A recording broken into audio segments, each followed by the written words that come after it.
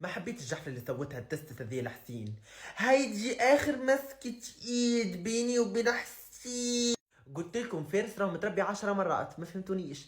عجبني كي حام على دعاء، يعني وقف جنب دعاء وقال انه هي بنت بألف شاب يتمناها. ووجدان قالت له ايه صح، يعني هو ووجدان وقفوا مع بعضهم مع دعاء، عجبوني.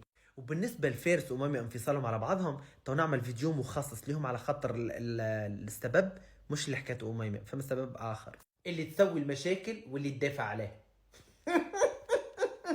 مسكينة أميمة. أميمة مش جاية تلوج على الحب، أميمة مسكينة جاية تحزد على العباد. ما يا دعاء خليها البنت تركز وتلاقي الحب الحقيقي.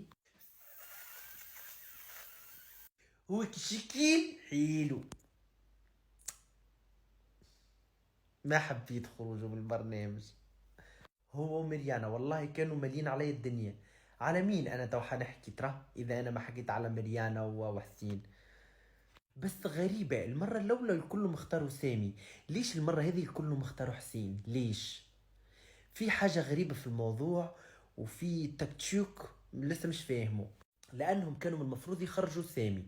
سامي أكثر واحد يحب يخرج من البرنامج، مش حاب يضيع وقت، يعني في كل فرصة يستغلها. وعجبتني شاهينسكي قالت له لا، قالت له مش على طول نرتبطوا، اصبر تهد.